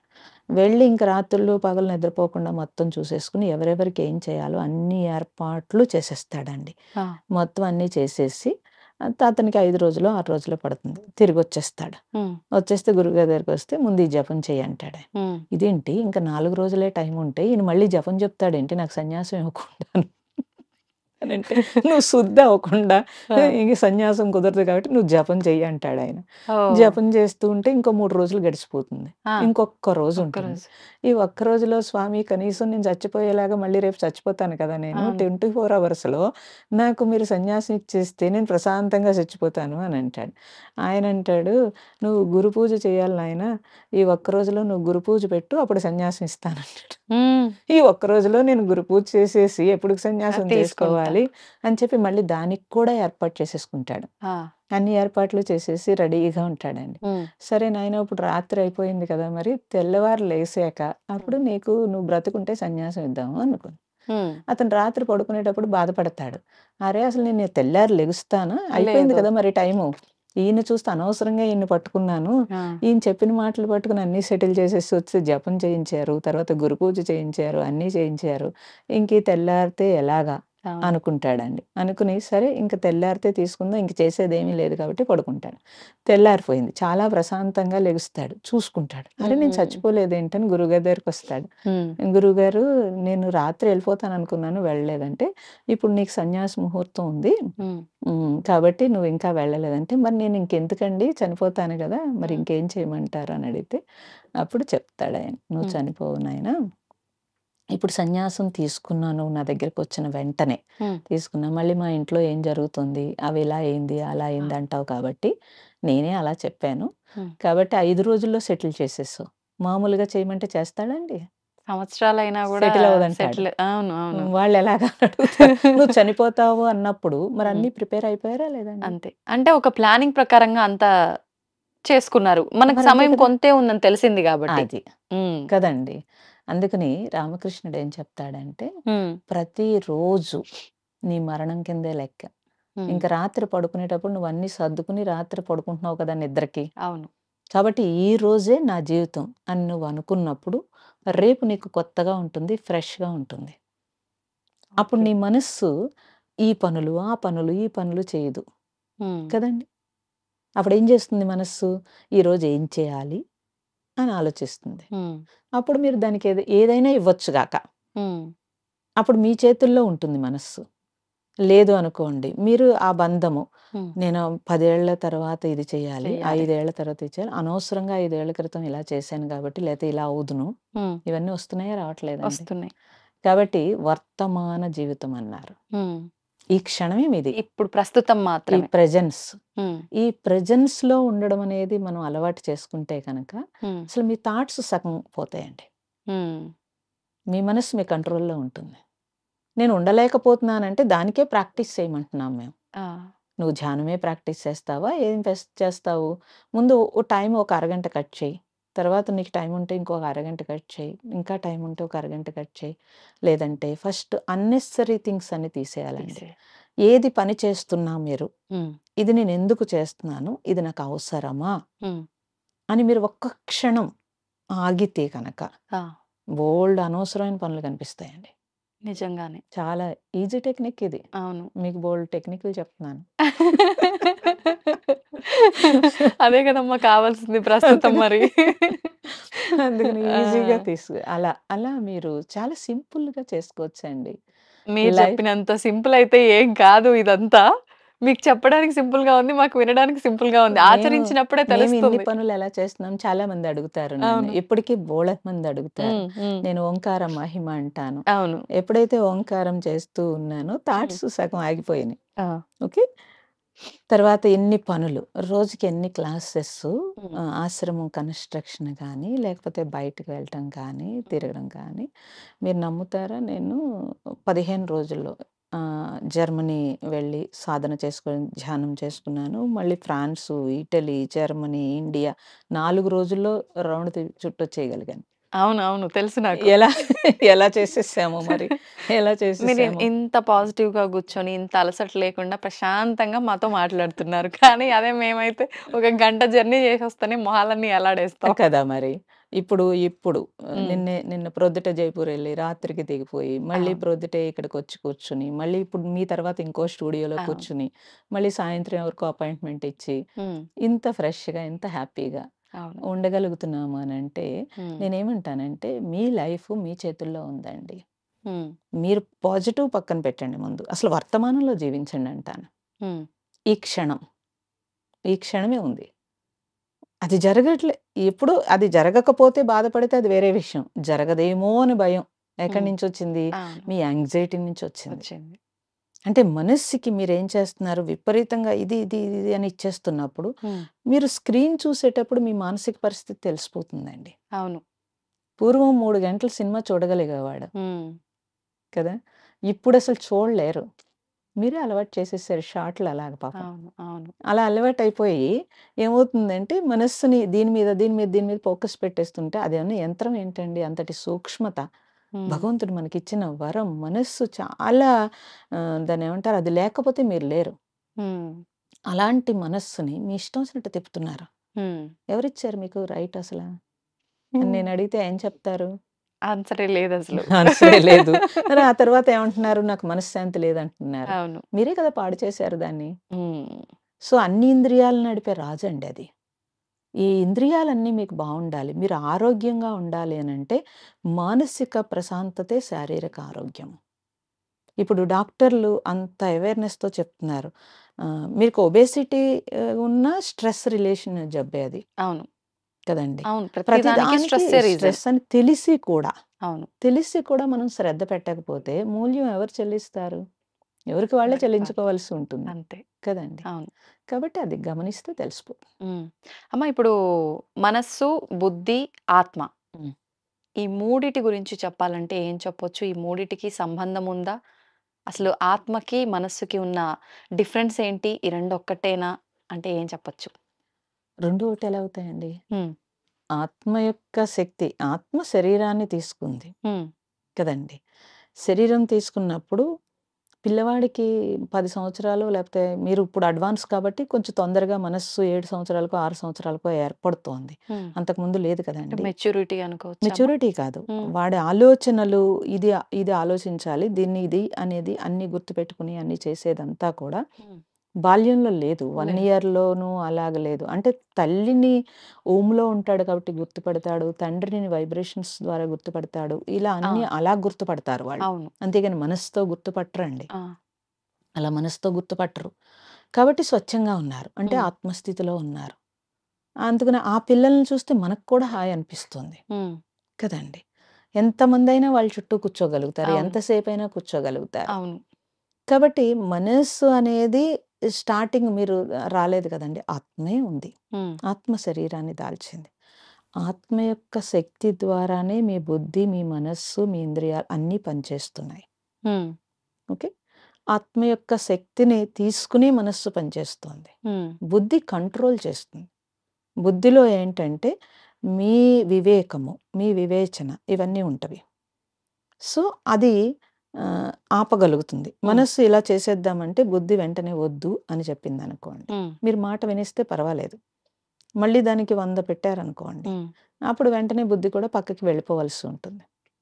కాబట్టి మనస్సుని కంట్రోల్ చేసేది బుద్ధి. హ్మ్. మనస్సుకి శక్తినిచ్చేది ఆత్మ. ఓకే. అంటే తనివ్వదు. మనస్సే తీసుకుంటుంది. తీసుకుంటుంది. ఎనర్జీ మరి అక్కడి నుంచే కదండీ! ఆత్మ నుంచే ఎనర్జీ వస్తుంది. అన్నింటికి హ్మ్. ఆత్మ నుంచే ఎనర్జీ వస్తుంది. ఆ! మహాత్ములందరూ కూడా ఈ మనస్సు లేని స్థితిలో హ్మ్. ఆత్మగా జీవించినప్పుడే హ్మ్. వాళ్ళకి ఆ జ్ఞానం ఉంటుంది. హ్మ్. కాబట్టి అందుకే ఆత్మ సాక్షాత్కారం కాదు. అవును. ఆత్మగా జీవించటమే ఉందిక్కడ. హ్మ్. ఉంటే మనస్సు, బుద్ధి పక్కకెళ్తాయండి. హ్మ్. కంట్రోల్‌లో ఉంటాయి. సాధారణంగా మనం చూస్తూ ఉంటాము. మన పక్కన వాళ్ళు ఏదైనా మాట్లాడినా గూడా, అది మనకు సంబంధం ఉన్న విషయమైనా, కాని విషయమైనా గూడా, మనం దానికి ఎక్కువగా రియాక్ట్ అయిపోతూ ఉంటాం. హ్మ్. అక్కడికక్కడే కొన్ని సందర్భాల్లో గొడవ గూడా చేసేస్తూ ఉంటాము. అంటే ఇక్కడ మనం రియాక్ట్ అయ్యాము అనంటే, అది మన మనస్సు ప్రభావితం అయింది అని అనుకోవచ్చా? అవును. అంటే మీరు గమనిస్తే తెలుస్తుంది.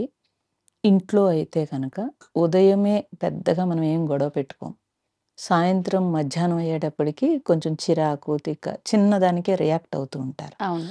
అలాగే మీ ఎమోషనల్స్ మీకు కంట్రోల్ లేవనుకోండి, ఎవరు ఒకవేళ వాళ్ళ మంచి చెప్పినా కూడా మనకి నచ్చదు. అవును. ఇంకొకటి చాలామంది అభిప్రాయాలతో, నిర్ణయాలతో గట్టిగా కూర్చునుంటారు. అది వాసన హ్మ్. అంటాము. అంటే మొండిగా ఉంటారు. సంస్కారము ఇవన్నీ తను. హ్మ్. వాళ్ళు ఇంకా ఏ చిన్నదానికైనా వెంటనే వాళ్ళ అభిప్రాయానికి అది నచ్చదు.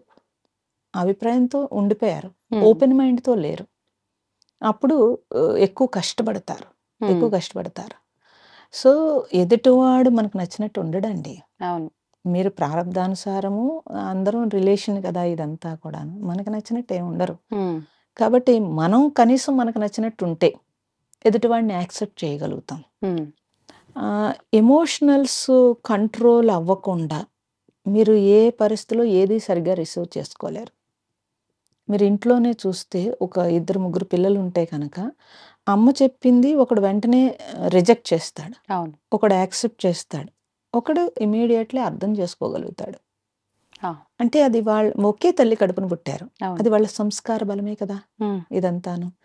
కాబట్టి ఆహ్, మనము ముందు మన మన ప్రశాంతత గురించి మనం కొంచెం టైం కేటాయించిన మనం చూసుకోగలిగితే కనుక హ్మ్. మీకు ఎదురుపడిన అన్నీ కూడా మీకు వెంటనే ఎమోషనల్స్ రావు.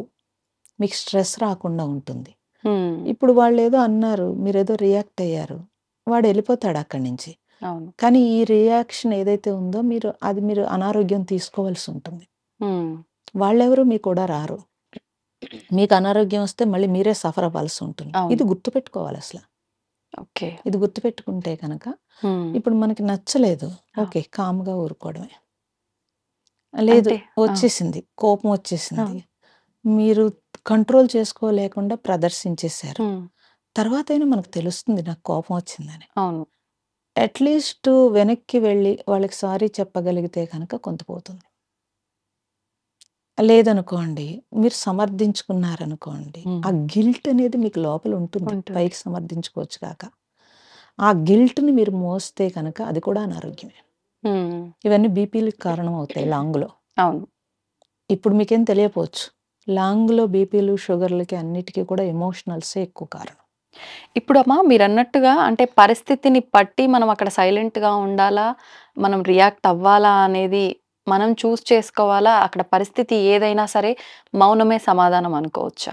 అన్నింటికి మౌనం సమాధానం కుదరదండి. ఎవడో వచ్చి మనకి ఏదో భుజం మీద చెయ్యి వేసాడనుకోండి, మనం మౌనంగా ఉంటామా? లాగి పెట్టి కొట్టాల్సిందే. మరి పరిస్థితిని బట్టి రియాక్ట్ అవ్వాలి ఎప్పుడూ కూడా. పరిస్థితిని బట్టే. అది అవసరమా? అవసరమైతే రియాక్ట్ అవ్వు. అవసరం లేదనుకోండి, రియాక్ట్ అవ్వకు. నాకు సంబంధం లేదు.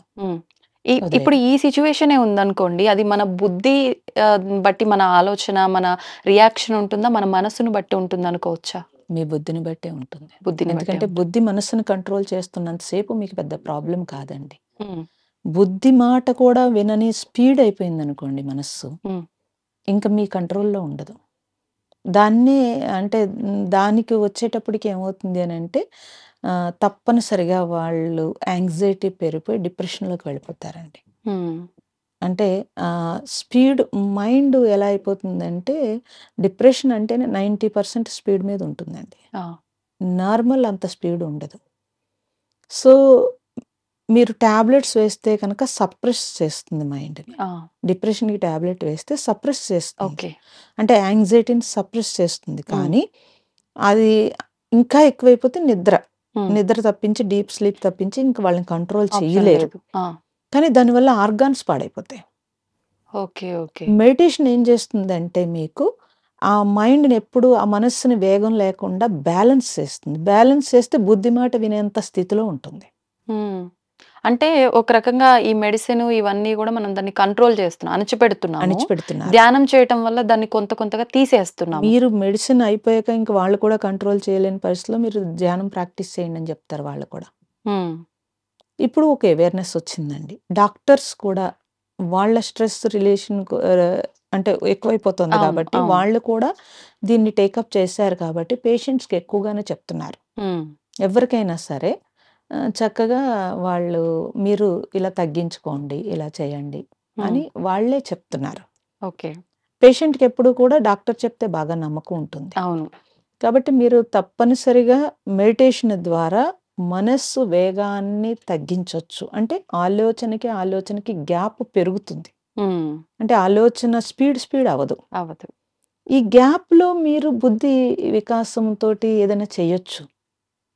లేదనుకోండి, మీరు కోపంలో ఉన్నారనుకోండి, మీరసలు ఎవరి మాట వినరు. ఆవేశంలో మరి గబగబా తిట్టేస్తారు. తరువాత కోపం తగ్గాక అనవసరంగా తిట్టాననుకుంటారు. అంటే మీకు మీ బుద్ధి చెప్పింది కూడా వినలేని స్థితిలో మీరున్నారు. ఓకే. అక్కడ మనకు అర్థమైపోతుంది. మెడిటేషన్ ద్వారా ఏమవుతుందనంటే మైండ్ ఎప్పుడు అలా బ్యాలెన్స్డ్‌గా ఉంటుంది. అందుకని దాన్ని మీరు జీవితంలో ప్రాక్టీస్ చేసుకున్నప్పుడు మీకేమవుతుందంటే వర్క్ కూడా చాలామంది చాలా స్పీడ్‌గా చేసేస్తున్నామని అసలు ఆ వర్కే అవ్వదండి. కంగారు పడిపోతూ ఉంటారు.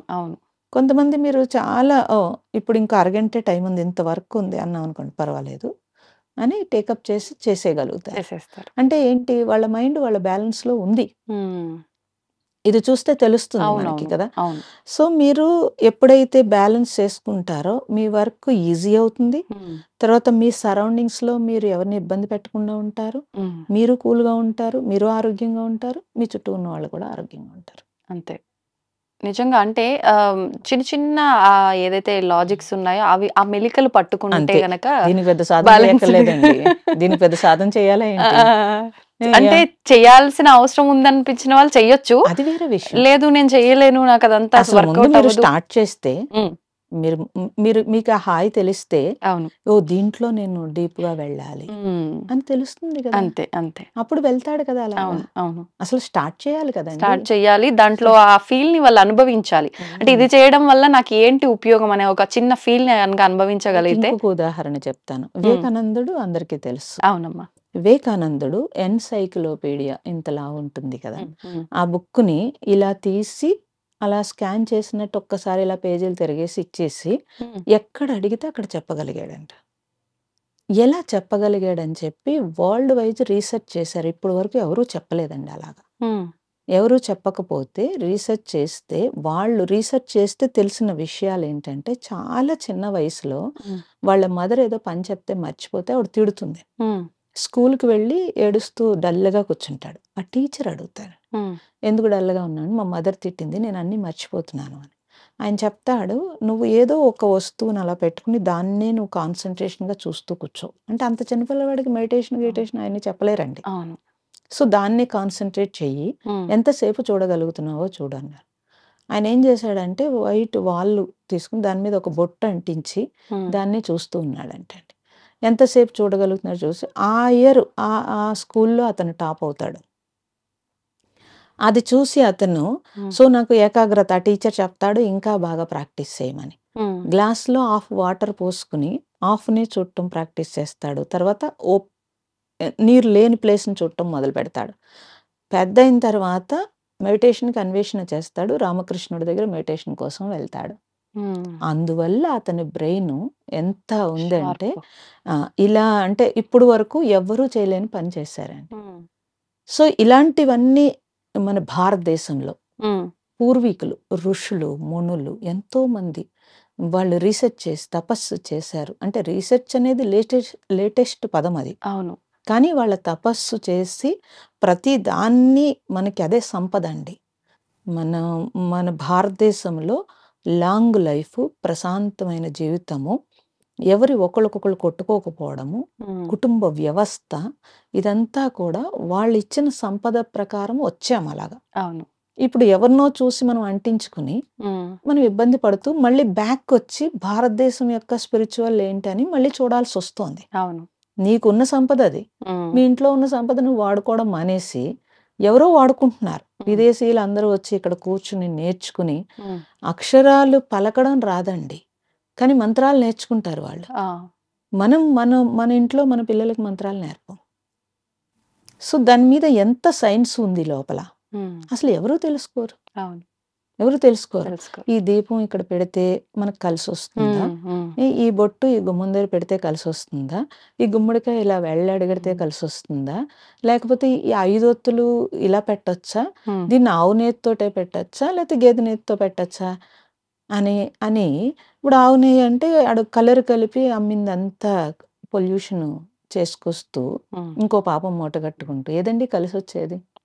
దీని మీద ఇంట్రెస్ట్ ఉందే తప్పించి ఒరిజినల్‌గా మనకిచ్చిన సంపద ఉంది. దాన్ని వాడుకుని నువ్వు ఆరోగ్యంగా, ఆనందంగా జీవించని మేము చెప్పినా ఎక్కదు. ఎక్కదు. వేదాంతాలు చెప్తున్నారా అనిపిస్తుంది.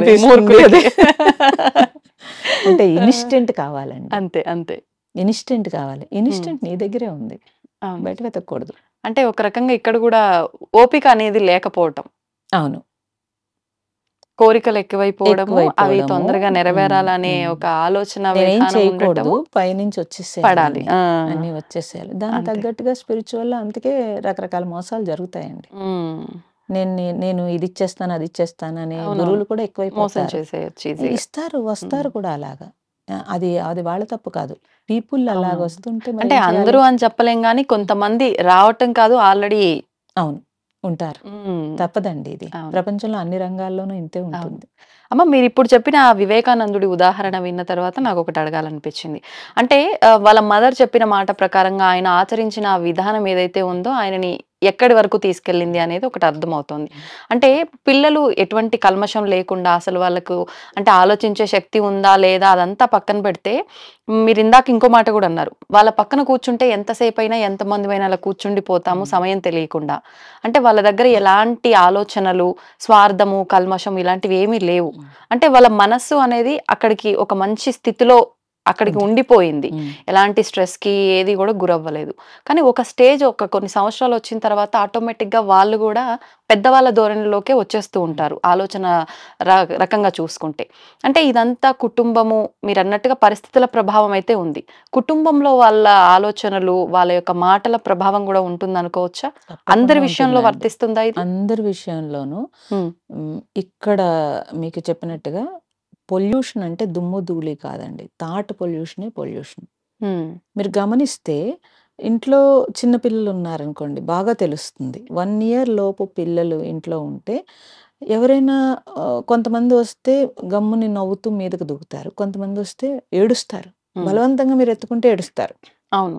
అంటే ఆ వేవ్స్ వాడికి సూట్ అవ్వట్లేదు. తర్వాత వచ్చి పోయి మీరు బజార్‌లకవి తీసుకెళ్తే రాత్రి వాడు పడుకోడు. అంటే ఆ ఆ తరంగం వాడు తట్టుకోలేకపోతున్నాడు. మన పెద్దలేం జేసేవారు? ఉప్పు దిష్టి తీసి పడేసేవారు. అవును. కదండీ! అంటే ఉప్పు ఏంటంటే ఆరాశక్తిని పెంచుతుంది. ఎప్పుడైతే మీరు తీసినప్పుడు నెగెటివ్ ఫోర్స్ పక్కకి వెళ్ళిపోతుంది.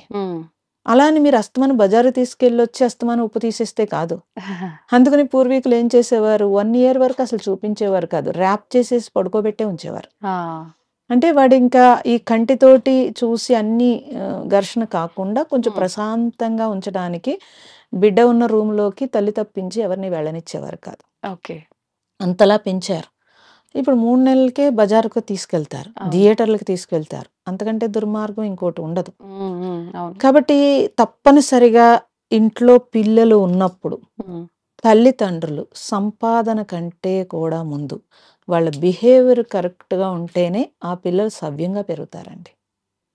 ఏదో సంపాదించి వాళ్ళని అర్జెంట్‌గా పెద్దగా చేసేయాలనుకునే కంటే మినిమమ్ నీడ్ ఫుడ్డు, చదువు ఇవి ఇవ్వాలండి. నేను కాదని నేను చెప్పట్లేదు. వాళ్ళకి అవసరం ఉండాలి. వాళ్ళకి అవసరం. దానికంటే మించి వాడికేదో ఆస్తి ఇవ్వాలనుకునే కంటే వాళ్ళతో ప్రేమగా మనం టైం గడపగలిగితే కనుక వాళ్ళు మీ కంట్రోల్‌లోకి వచ్చేస్తారు. అదే లేకపోతే కనుక మీరు 15 ఏళ్ళు, 20 ఏళ్ళ వరకు వాళ్ళని ఇప్పుడు పేరెంట్స్ అందరూ సఫర్ అవుతున్నదే అది. వాళ్ళు ఎట్టి పరిస్థితిలో మన మాట వింటలేదంటున్నారు. ఎందుకు వింటారు? ఎందుకనంటే మనము కుటుంబ వ్యవస్థని చిన్నాభిన్నం చేసేసుకుని భార్యాభర్తలిద్దరూ కొట్టుకుంటూ ఉంటారు.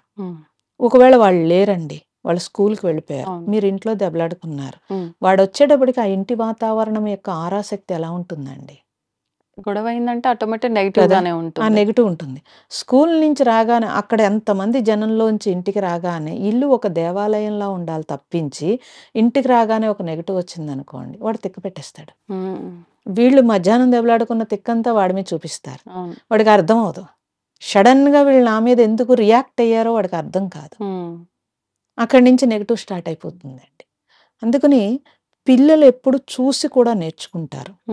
అబ్జర్వ్ చేసి నేర్చుకుంటారు. వాతావరణం రిసీవ్ చేసుకుని నేర్చుకుంటారు. 3 స్టేజ్‌ల్లో ఉంటారండి. దాన్ని బట్టి తల్లిదండ్రులు ఉన్నారనుకోండి. వాళ్ళకి మీరు కొంతమందిని చూస్తే వాళ్ళ పేరెంట్స్‌ని నెత్తి మీద పెట్టుకొని చూస్తారు. వాళ్ళకి అంటే ఆ రెస్పెక్ట్ అది ఉంటుంది. రెస్పెక్ట్‌తో చూస్తున్నారు. ఆ రెస్పెక్ట్ ఎక్కడి నుంచి వస్తుందండి? ఆ పేరెంట్స్ నిజాయితీగా ఉన్నప్పుడు ఆ రెస్పెక్ట్ వాళ్ళు ఇస్తారు. తప్పనిసరిగా. కాబట్టి అసలు పిల్లలు దైవంతో సమానం అన్నారు. మనం అక్కడ దైవం ఉంది అనుకుంటే ఒకలా ఉంటుందండి. లేదు నా పిల్లలే నా ఇష్టం అనుకున్నారనుకోండి. దాని మూల్యం రేపొద్దుట మనమే చెల్లించాల్సి ఉంటుంది. సో సొసైటీకి నష్టం, మీకు ఇబ్బంది.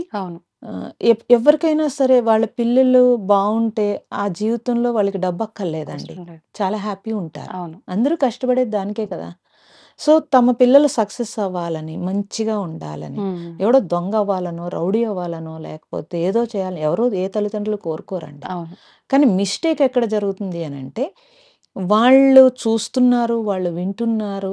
మనం అట్‌లీస్ట్ ఏమీ లేకపోయినా ఫోన్‌లో మాట్లాడేటప్పుడైనా మా అత్తగారు ఇంత దొంగ, లేకపోతే మా ఆడపడుచు ఇంత దొంగ, లేకపోతే మా చుట్టుపక్కల వాళ్ళు ఇలాంటి వాళ్ళు అని నువ్వు నెగెటివ్ మాట్లాడుతూ ఉంటే వాడు రేపు రోజున నిన్నే దొంగ అంటూ ఉంటాడు. అంటే ఇంక అదే ఇచ్చాం మనం. సో కాబట్టి నేను ఒకటే పేరెంట్స్‌కి చెప్పేదేంటంటే ఇల్లు దేవాలయంలో మీరు దీపం పెట్టడం ఒకటే కాదు. ఇంటి వాతావరణాన్ని మంచిగా ఉంచుకోవాలి. మీరు ఎన్ని సోఫాలు పెట్టారు, ఎంత కాస్ట్‌లీ బెడ్‌లు పెట్టారు, ఏం పెట్టారు కాదు. ఎంత ప్రశాంతంగా ఇంటిని ఉంచుకున్నారు, ఎంత శుద్ధిగా ఉంచుకున్నారు అనేది చూస్తే కనుక ఆ పిల్లలు మంచి సక్సెస్ అవుతారండి. కంపల్సరీ సక్సెస్ అవుతారు బాగా. అది చూస్తే తెలిసిపోతుంది. అవును. అంటే ఎలాగూ మనం బయటున్నంత సేపు వర్కు, ఆ స్ట్రెస్సు, ఈ పొల్యూషన్ రకరకాల ఇబ్బందులు పడుతూనే ఉంటాం. అంటూ ఉంటారు గదా! ఇల్లే దేవాలయము అని చెప్పి ఒక మాట కూడా. అంటే దేవాలయం అనే ఒక మాటే కాదు, నిజంగా దేవాలయం అయితే మనం ఎలాంటి ఆచారాలు, వ్యవహారాలు ఇవన్నీ నియమాలు పాటిస్తామో అవన్నీ కూడా ఇక్కడ చూపిస్తే బాగుంటుంది. బాగుంటుంది. ప్రొద్దుటే ఇంట్లో మన పూర్వీకులు అయితే వాళ్ళు స్నానం చేసి జగదీపం పెట్టి ఉండేవారండి. మనకి దేవుడు ఎప్పుడు ఈశాన్య మూలలో ఉంటాడు. ఈశాన్య మూలలో ఉన్నప్పుడు అందరూ కంపల్సరీ దాని చుట్టూ పనులు ఉంటాయి. తూర్పు వైపు ఈశాన్యంలో తూర్పు నుంచి రావడము, పనులు అన్ని మనం వెస్ట్ నుంచి వచ్చేటప్పుడు కూడా తూర్పుకి చూడటం అన్ని ఉంటాయి. ఆ విధంగానే మనకి వాస్తు ఉంటుంది. సో ఎప్పుడైతే దీపారాధన అలా చూస్తూ ఉంటాడో మనస్సు వెంటనే దానికి ఆ దీపానికి అటాచ్ అయ్యి ఆ స్పీడ్ ఆగుతుందండి. ఇదంతా కూడా మన పూర్వీకులు అంత డిజైన్ చేశారు. వాళ్ళు మామూలు సైంటిస్టులు కాదండి. అసలు ఇంకా మన జీవితానికి ఒక ఆనందాన్ని ఇచ్చేటట్టుగా వాళ్ళు డిజైన్ చేశారు. ఆ అగరబత్తి వెలిగించే ఆ స్మెల్, గంధము స్మెల్ వస్తే మనస్సు వెంటనే నెమ్మదించేస్తుంది. మనం పూజ చేసిన ఎవరైతే పూజ చేశారో వాళ్ళు ప్రశాంతంగా ఉంటారు. ఆ వేవ్స్ పిల్లలు తీసుకుంటారు. ఇంకా ఇన్ని ఏర్పాట్లు ఉన్నప్పుడు అవన్నీ మానేసి మరి మాకు పొద్దునే కుదరదండి, వాళ్ళ క్యారేజీలు పెట్టాలి అని అంటే రాత్రి నువ్వు ఎర్లీగా పడుకో. రాత్రి స్క్రీన్ చూసి 11ంటికి పడుకుంటే ప్రొద్దుటెక్కడ లేవగలుగుతారండి? అసలు రేపొద్దుట నాకు డ్యూటీ ఉందంటే ఈ రోజు నేను ఎలాగ చేసి నేను ప్రశాంతంగా ఉండాలి అనుకుని తల్లి మొదటి గురువు అండి. ఇల్లు దేవాలయం. ఇది మొదట గుర్తు పెట్టేసుకుంటే పిల్లలు చక్కగా సక్సెస్ అవుతారు. వాస్తవం అమ్మ మీరు చెప్పింది. కానీ కొంతమంది మాత్రమే ఉంటారు ఇలా. నిజంగా అంత నా రెస్పాన్సిబిలిటీ అని, నేనే చెయ్యాలి అని భారంగా తీసుకునే వాళ్ళు ఉంటారు, బాధ్యతగా తీసుకునే వాళ్ళు ఉంటారు, ఇష్టంతో చేసే వాళ్ళు ఉంటారు. ఇవన్నీ అంటే ఏదేమైనా మొత్తానికి చేస్తాం కానీ ఎలా చేస్తున్నాము అనే ఒక దానిపైన మన ఫోకస్ ఉండాలి. సంతోషం అమ్మ, నిజంగా చాలా మంచి విషయాలు మాట్లాడుకున్నాం. ఫైనల్ గా ఒక్కటి అడగాలనుకుంటున్నా, మన మనసు అనేది మనకు శత్రువా మిత్రువా? మీరు దాన్ని రిసీవ్ చేసుకోకపోతే మీకు శత్రువు అండి. మనస్సు కనుక మీరు రిసీవ్ చేసుకుని మీరు మీ మనస్సును అర్థం చేసుకోగలిగితే, అర్థం చేసుకోవడం మీన్స్ మీరు కంట్రోల్ చేసుకోగలిగితే కనుక అంతకంటే మిత్రుడు ఇంకొకళ్ళు లేరు. ఎందుకనంటే అసలు మనస్సు లేకపోతే మీరు లేరు.